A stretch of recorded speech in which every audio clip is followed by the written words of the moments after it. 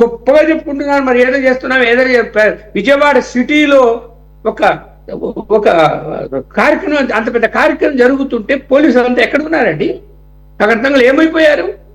ఏం చేస్తున్నట్టు land order అంటే ఏమైనా జరిగితే ఎవరు దానికి సమాధానం ఏం చెప్తారు? యువతను పక్కన పెడతారు. ఉపయోగించండి వాలంటీర్లుగా.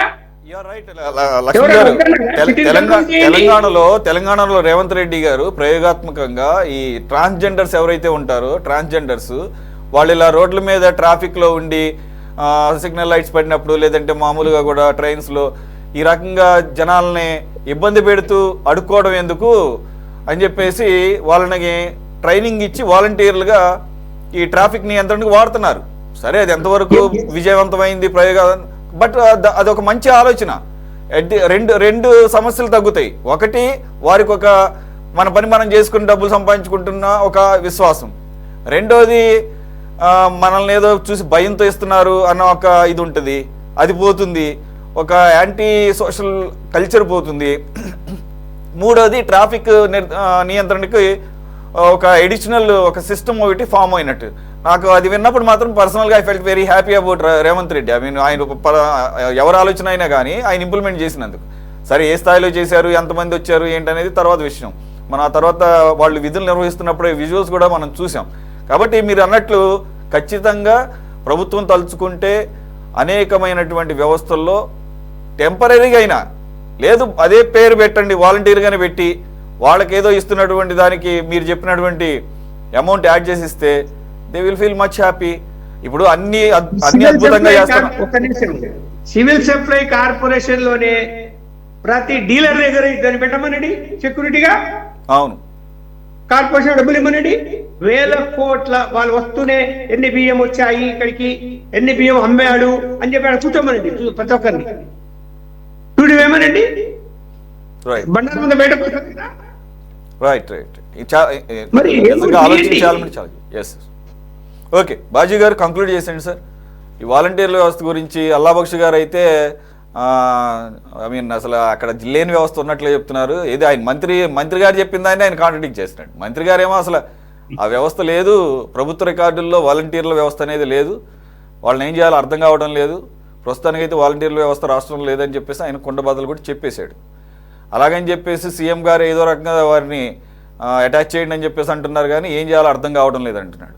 మరి ఏం చేయాలో అర్థం కానప్పుడు what right you got to use them as volunteers during the Vijayawada floods అప్పుడు వాళ్ళ సేవలను ఉపయోగించుకోరన్నారని నాకు కూడా తెలుసు పర్సనల్గా. సో లేట్ అయినా పర్లేదులే, ఇది ఈ రకంగా I mean they will be back in to the positions అని అనుకున్నా. సమ్వాట్ గవర్నమెంట్ సానుకూలంగా వ్యవహరిస్తున్నాను. నీకు ఒక ఉపయోగపడే పని చేసినప్పుడు, నువ్వు వాళ్ళ సేవలను ఉపయోగించుకున్నప్పుడు వారిని ఇంకాస్త గౌరవించాల్సింది పోయి ఆ 6 నెల రోజులు లేకపోతే 15 రోజులు 20 రోజుల వరకు వాళ్ళని వాడుకుని వదిలేయటం అంటారు కదా సార్. ఇది మొత్తం అందరినీ వాలంటీర్లను వాడుకోకపోయినా కానీ మరి ఆ టైంలో మరి వాళ్ళ సేవలు గుర్తొచ్చాయా? ఆ టైంలో వాళ్ళు వాలంటీర్ల వ్యవస్థ ఉందని గుర్తుందా? ఆ టైంలో మీకు జీవోలు గుర్తు రాలేదా?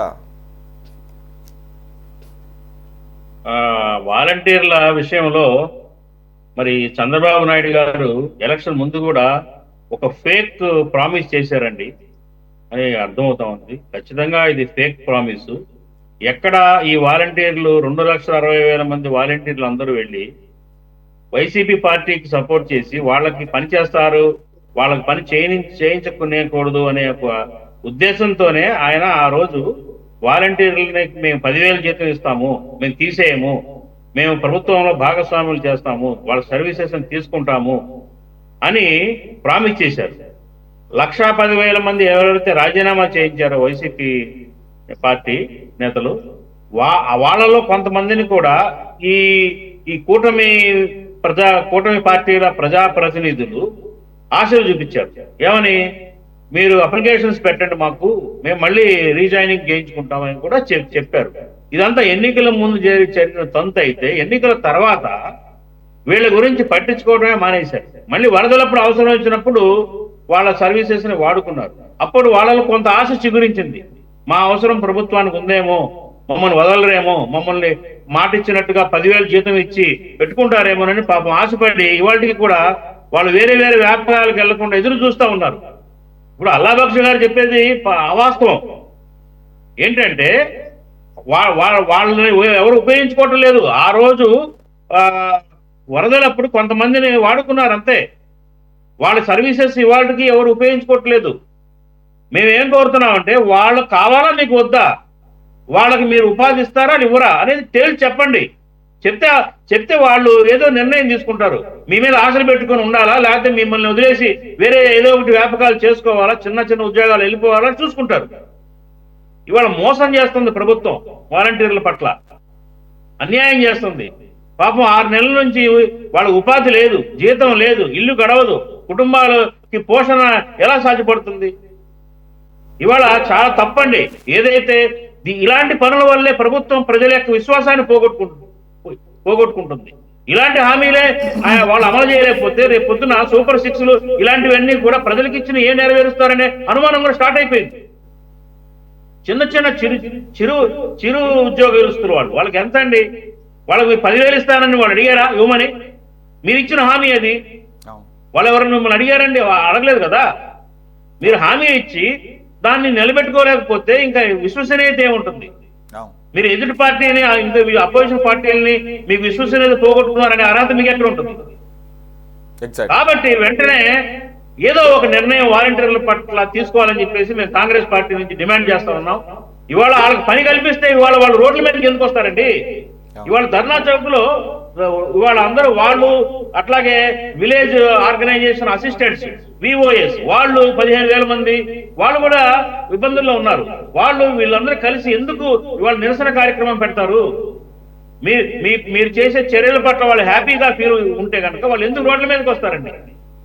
కాబట్టి ఏంటంటే ఆయన చెప్పేది అవాస్తవం. వెంటనే ప్రభుత్వం వీళ్ళ పట్ల ఏదో ఒక డెసిషన్ తీసుకోవాలి. వాళ్ళ సేవలు కావాలా వద్దా?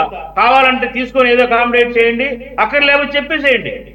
మేము ఏదో ఫాల్స్ ప్రామిస్ చేశాము, మీరు అక్కర్లేదు, మేము మీకు డబ్బులు ఇవ్వలేమని వాళ్ళు ఏదో పని చేసుకుంటారు. ఇది చాలా తప్పండి, ఖండిస్తా ఉన్నాం. ఖచ్చితంగా ప్రభుత్వం దీని మీద సరైన నిర్ణయం తీసుకోవాలి. వాళ్ళ జీవితాలను కాపాడాలి, వాళ్ళకి ఏదో ఒక ఉపాధి కల్పించాలి, వాళ్ళ సేవలను అకామిడేట్ చేయండి, వాళ్ళలో ప్రక్షాళన చేయండి. పనికొచ్చే వాళ్ళు చాలా మంది ఉన్నారు, ఎడ్యుకేటెడ్స్, వాళ్ళు చక్కగా నిజాయితీతో పనిచేసిన వాళ్ళు చాలా మంది ఉన్నారండి. గత ప్రభుత్వంలో చాలా సర్వీస్ ఇచ్చారు వాళ్ళు కూడా. కొంతమంది తప్పులు చేసి ఉండొచ్చు కాక, కానీ మంచి వాళ్ళు ఉన్నారు. వాళ్ళని తీసుకోండి, అకామిడేట్ చేయండి, సేవలను ఉపయోగించుకోండి. అంతేగాని అన్యాయం చేసి వాళ్ళ రోడ్ల మీద ఇచ్చి వాళ్ళ కుటుంబాలను బజారుకి ఇచ్చడం అనేది అన్యాయం అవుతుంది, ప్రభుత్వానికి మంచిది కాదు అనేది కాంగ్రెస్ పార్టీ నుంచి మేము హెచ్చరిస్తా ఉంటాం.